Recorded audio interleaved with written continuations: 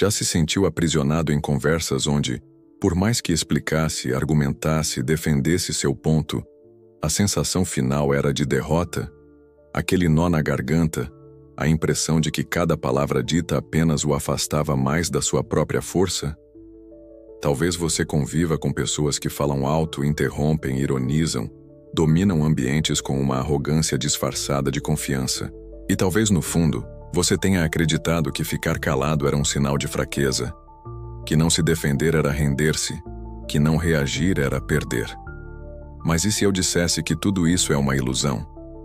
Que o verdadeiro poder nunca esteve nas palavras, mas na sua ausência? Nietzsche, um dos pensadores mais incompreendidos da história, percebeu algo que poucos têm a coragem de admitir. Quem fala demais, revela demais. Quem precisa convencer, já está em desvantagem. O mundo nos ensina que devemos lutar, nos explicar, defender nossas ideias como se cada conversa fosse uma batalha pela verdade. Mas a natureza das coisas, a força nua e crua da existência, propõe um caminho diferente e mais sutil, infinitamente mais inteligente e, para a maioria, aterrorizante. Ele acreditava que o silêncio não é apenas a ausência de ruído, mas uma presença avassaladora. O silêncio desconcentra, desestabiliza, força o outro a confrontar-se.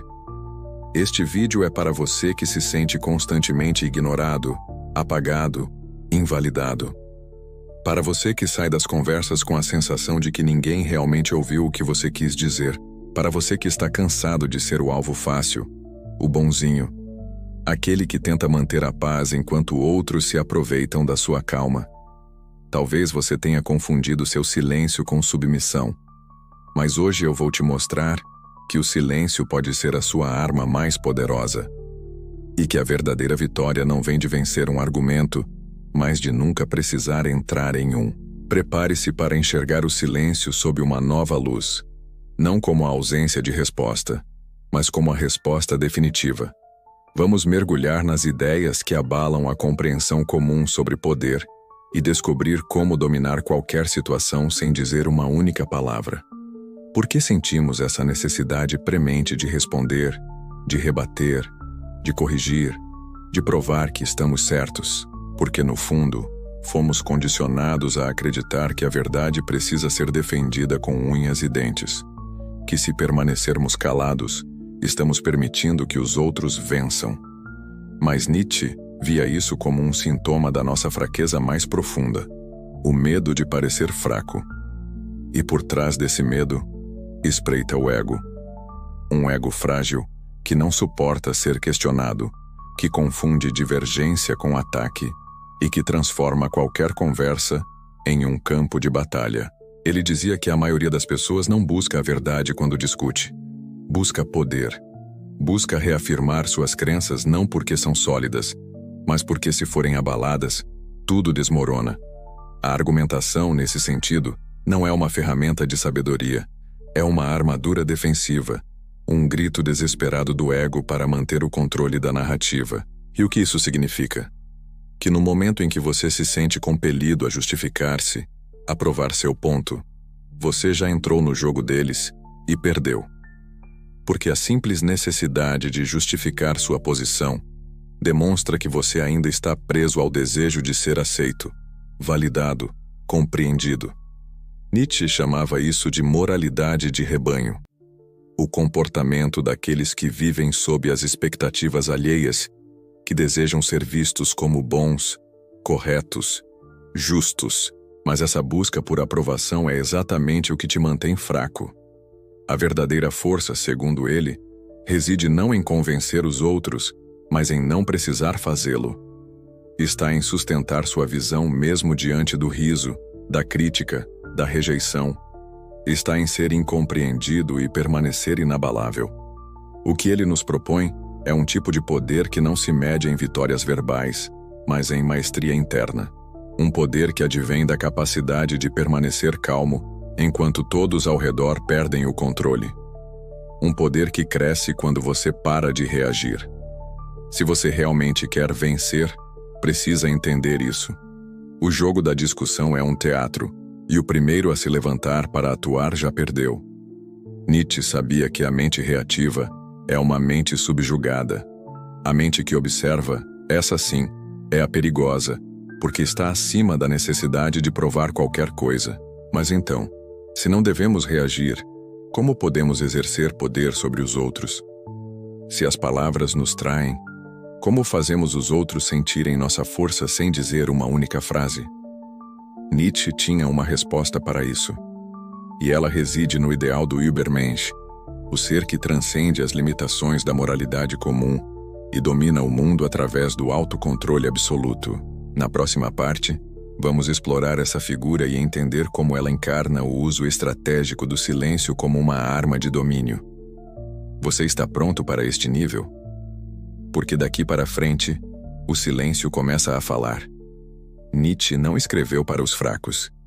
Ele escreveu para os poucos que têm a coragem de olhar para dentro, confrontar a própria miséria e transformá-la em força. Para ele, o humano comum vive aprisionado por convenções, moralismos e a necessidade do aplauso alheio.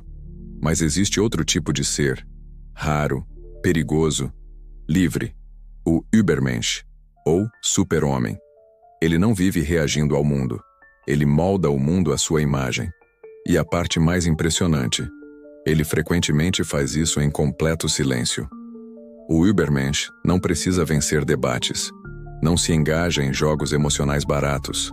Ele observa, ele compreende, ele escolhe criteriosamente quando falar e, mais importante, quando permanecer em silêncio. Porque ele compreendeu algo que os outros ignoram. O silêncio é uma forma de linguagem. Uma linguagem que não tenta convencer. Ela impõe presença. O silêncio do Übermensch não é vazio. É uma ameaça. É autoridade. É o som da autossupremacia. Enquanto outros gritam, ele comanda respeito com o olhar. Enquanto outros se explicam, ele observa e revela as fraquezas alheias apenas com sua calma. Seu silêncio é um muro. Quem está do outro lado se desespera, tentando adivinhar o que há por trás dele. E nesse desespero, erram. Revelam demais. Perdem o equilíbrio. Esse silêncio não é passividade. É o controle absoluto da própria energia. É economia estratégica. O Übermensch sabe que cada palavra dita é um movimento revelado. Cada reação emocional é a exposição de um ponto fraco. Por isso ele se mantém quieto. Não porque não tem o que dizer, mas porque não precisa dizer nada. Ele transcendeu a necessidade de provar algo para alguém. Sua presença já fala por ele. E mais do que isso, ela perturba, porque seu silêncio força o outro a olhar para dentro, a lidar com o seu próprio ruído interno. Numa sociedade do barulho, quem domina o silêncio é rei. Nietzsche via o Übermensch como aquele que cria seus próprios valores, suas próprias regras, sua própria moralidade. Ele não depende da validação de ninguém. E é por isso que é temido. Porque nada desestabiliza mais do que um indivíduo que não pode ser manipulado pela culpa, pelo medo ou pela necessidade de aceitação. Seu silêncio é o escudo contra todos esses mecanismos. E quando ele fala, é porque suas palavras vão derrubar um império. Mas isso nos leva a uma questão essencial. O que torna o silêncio tão inquietante para os outros?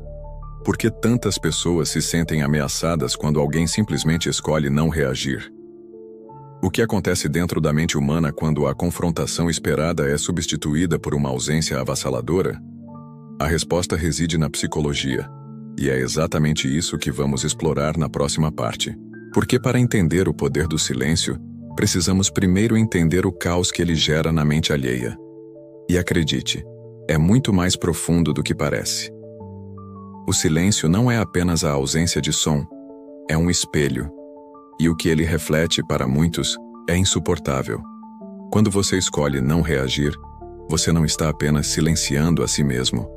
Você está forçando a outra pessoa a ouvir a própria voz, a confrontar seus próprios argumentos sem o conforto da resistência externa.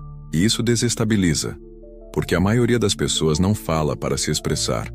Fala para se proteger, para se convencer, para esconder o vazio que existe entre o que dizem e quem realmente são. E então, quando você permanece em silêncio, a máscara delas cai. A psicologia social já demonstrou que, em situações de confronto ou expectativa de resposta, o silêncio é percebido como julgamento. Não importa se você está apenas ouvindo. O falante começa a se sentir exposto, inseguro. Por quê? Porque sem a sua resposta, sem a sua reação, ele perde o controle da narrativa. O cérebro humano entra em estado de alerta. A amígdala, região do medo e da ansiedade, se ativa. A outra pessoa começa a projetar seus próprios medos em você. Será que ele está me julgando? Será que ele percebeu minha insegurança? Será que ele sabe que estou blefando? E nesse campo de batalha psicológico, o silêncio age como uma lâmina invisível. Ele corta onde ninguém vê, mas todos sentem. Nietzsche pressentiu isso muito antes da psicologia moderna confirmá-lo. Para ele, o indivíduo mediano vive como escravo das suas reações. Age por impulso, reage por vaidade, fala por medo de ser esquecido. O espírito superior, aquele que se domina, permanece em silêncio porque sabe que cada palavra cedida é uma peça entregue ao inimigo. Cada reação emocional é um grito involuntário que revela onde atacar. Além disso, o silêncio tem um efeito devastador em manipuladores. Pessoas que se alimentam do controle emocional alheio dependem das suas reações para se manter no jogo. Quando você não reage, você quebra o ciclo, e o manipulador entra em pânico. Ele precisa da sua resposta para validar a própria posição. Sem ela, ele se perde. Ele se revela. Ele mostra a fraqueza que tanto tentou esconder, mas há algo ainda mais profundo. O silêncio também aciona dores não resolvidas. Ativa traumas de rejeição, abandono, humilhação. Porque subitamente, a outra pessoa percebe que não é o centro, que suas palavras não são suficientes, que sua presença não causa impacto. E isso é intolerável para o ego narcísico. É por isso que, quando você permanece em silêncio, não está apenas se defendendo, está atacando onde mais dói, no centro da ilusão. É por essa razão que o silêncio exige força. Ele é desconfortável não apenas para os outros, mas para você também. Porque vai contra tudo que foi ensinado, contra o impulso de reagir, de se justificar, de se explicar. Mas é justamente por isso que ele é poderoso. Porque exige maestria. E maestria é o verdadeiro poder. Agora que você entende como o silêncio opera na mente do outro, como ele ativa inseguranças, quebra defesas e desmascara posturas, é hora de ir além. Deixar de ser apenas um observador e tornar-se alguém que usa essa força intencionalmente, estrategicamente. Na próxima parte, você descobrirá exatamente como transformar o silêncio em uma arma consciente. Como vencer qualquer argumento sem dizer uma única palavra. E quando você aprender a fazer isso, ninguém mais poderá controlá-lo. Chegou o momento de parar de apenas entender o poder do silêncio e começar a usá-lo, porque conhecimento sem prática é apenas teoria morta. De agora em diante, você aprenderá a transformar seu silêncio em uma arma de precisão. Não mais como um escudo defensivo, mas como uma lâmina afiada, pronta para cortar as máscaras alheias no exato instante em que menos esperam. E o primeiro passo é simples, porém brutal. Cale-se quando a sua vontade gritar por uma resposta. Isso exige força, porque tudo em você vai querer reagir. Vai querer justificar-se.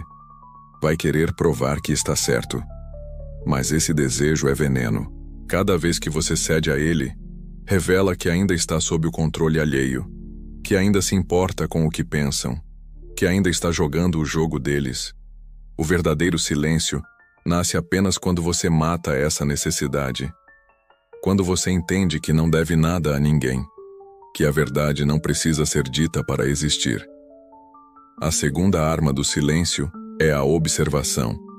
Enquanto os outros falam, se perdem em explicações e tentam preencher o vazio com palavras, você escuta, mas não escuta como alguém esperando a sua vez de falar. Você escuta como um caçador escuta os passos da presa na floresta. Você percebe os medos escondidos nas entrelinhas, as contradições sutis, as inseguranças disfarçadas de arrogância, e você armazena tudo isso. Porque quando você falar, se falar, será cirúrgico. Será com a precisão de quem domina o território emocional do outro. A terceira arma: o tempo. Aprenda a deixar o silêncio durar. A pausa é um elemento de tensão, e a tensão é poder. Enquanto a outra pessoa fala, esperando sua reação, e ela não vem, ela vive um colapso interno. O desconforto cresce. A mente dela começa a preencher o vazio com suposições, medos, paranoias. Um simples olhar seu acompanhado de silêncio pode ter mais impacto do que 10 frases bem formuladas. O silêncio prolongado força o outro a se expor ainda mais, a preencher o vazio que você se recusa a preencher. Eles tropeçam em suas próprias palavras, revelando o que queriam esconder. A quarta arma: a imprevisibilidade. Quando você domina o silêncio, você se torna imprevisível. E o imprevisível é sempre temido, porque as pessoas não sabem o que esperar de você. E quando não sabem o que esperar, perdem a vantagem. Tornam-se cautelosas. Começam a medir cada palavra. Você inverte a lógica da interação. De reativo, você se torna o centro gravitacional da conversa. Nesse ponto, o silêncio não é ausência, é pura dominância. É a pausa estratégica que paralisa o adversário, forçando-o a revelar suas intenções e medos mais profundos, apenas para tentar romper a barreira impenetrável da sua quietude. Mas atenção, não confunda silêncio com passividade. Nietzsche nunca foi um defensor da fraqueza. O silêncio de que estamos falando aqui é ativo, tenso, carregado de intenção. Você não está se omitindo. Você está se preparando, escolhendo, posicionando-se com um tipo de força que não precisa ser exibida para ser sentida. É a força de quem se recusa a ser arrastado para o caos alheio, permanecendo firme no próprio eixo. É o silêncio do rocha que observa a maré, e quando o momento certo chegar, o momento em que o silêncio já disse tudo o que precisava, você pode então falar. Uma única frase, um comentário preciso, algo que encerra a discussão não porque foi mais alto, mas porque foi mais verdadeiro, mais profundo, mais inegável, algo que atinge o âmago da questão ou da pessoa, revelando a futilidade da argumentação ruidosa. Mas isso nos leva a uma questão ainda mais delicada, porque até aqui falamos sobre como usar o silêncio para vencer. Mas há momentos em que o jogo não é apenas sobre vencer, é sobre sobreviver emocionalmente. Há situações onde as pessoas não estão apenas debatendo com você, elas estão usando você, manipulando você, drenando você, e você, sem perceber, está cedendo o seu poder todos os dias. Você está sendo dominado sem que uma única palavra precise ser dita. E é aí que chegamos ao ponto mais sombrio desta jornada. Quando o silêncio não é mais estratégia, mas um grito mudo de alguém que perdeu o controle da própria vida. Na próxima parte, vamos expor essa verdade. Mostrar como você pode estar sendo usado e nem sequer perceber. Porque enquanto você pensa que está evitando conflitos, alguém pode estar construindo um império sobre o seu silêncio. E Nietzsche já sabia disso. Existe algo mais perverso do que ser silenciado? É ser condicionado a pensar que o silêncio é a sua única opção. Que engolir a raiva, ceder em discussões, evitar o conflito a todo custo é sinônimo de maturidade. Que permanecer calado é sinal de equilíbrio. Mas e se eu dissesse que isso pode ser uma armadilha? Que muitas vezes esse tipo de silêncio não é sabedoria, é submissão disfarçada. Nietzsche via isso com clareza brutal. O que você chama de paz é muitas vezes apenas a sua rendição domesticada. Você já notou como certas pessoas se aproveitam da sua calma, da sua capacidade de ouvir, de relevar, de evitar a confrontação? Elas empurram suas ideias, impõem suas vontades, ocupam espaços que eram seus, e você permite. Você se convence de que não vale a pena brigar, que é melhor manter a harmonia, que não é para tanto. Mas a verdade é uma só. Você está pagando um preço altíssimo por essa falsa paz. E o pior, você está sendo usado por aqueles que entendem que você nunca vai reagir, que sua zona de conforto é o silêncio, mesmo quando ele te sufoca. Nietzsche falou da moralidade dos escravos, aquele sistema de valores construído pelos fracos para sobreviver em um mundo dominado pelos fortes. É a moralidade da resignação, da culpa, do ser bonzinho. Um código invisível que te ensina a anular-se, a diminuir-se, a conformar-se, e ainda assim sentir-se virtuoso por isso. Essa moralidade infiltra o silêncio em sua alma, transformando uma ferramenta potencial de poder em uma algema. Seu silêncio se torna a validação silenciosa para o comportamento dominador alheio, o espaço em branco onde eles escrevem suas próprias regras sobre a sua vida. Mas Nietzsche não escreveu para aqueles que se resignam. Ele escreveu para aqueles que ousam quebrar essas correntes, para aqueles que percebem que estão sendo usados e decidem parar de participar da própria submissão.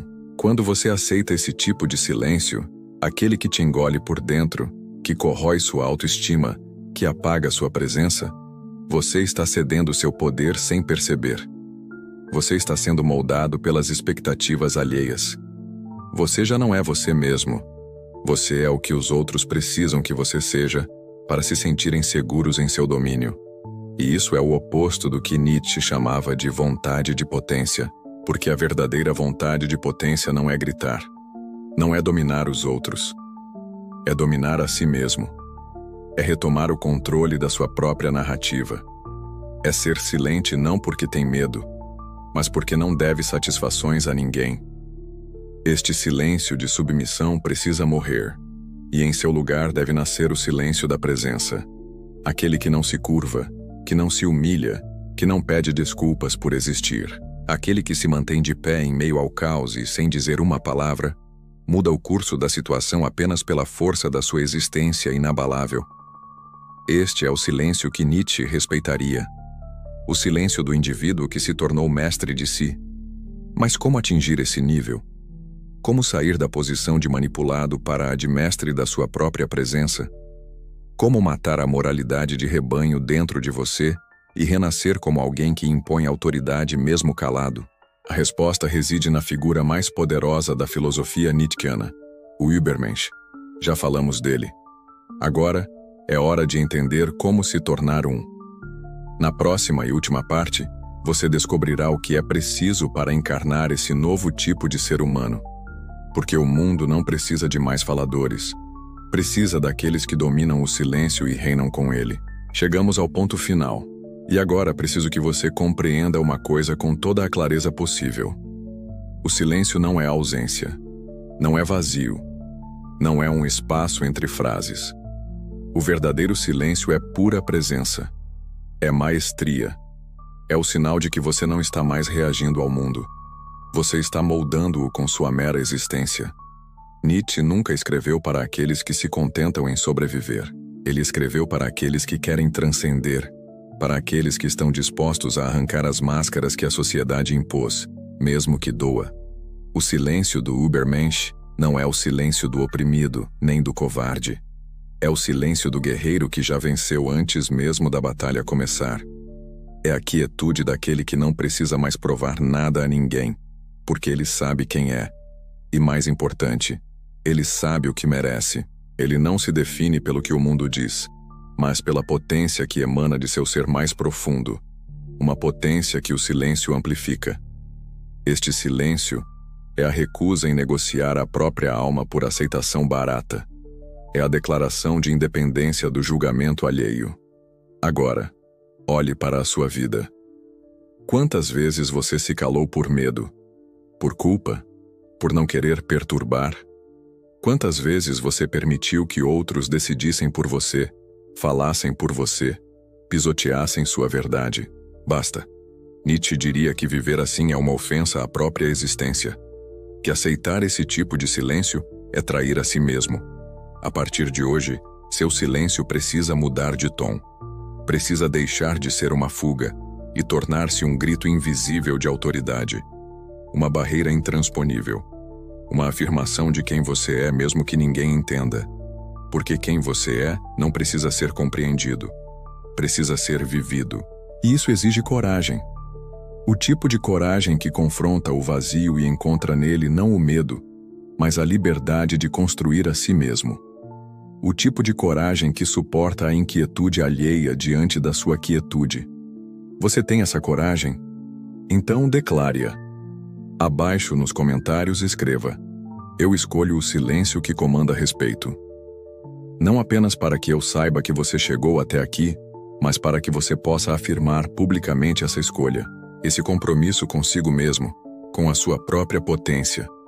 Porque as palavras têm poder, mesmo quando falam sobre o silêncio. Use este espaço para selar seu pacto com a sua própria força interior. E não pare por aqui.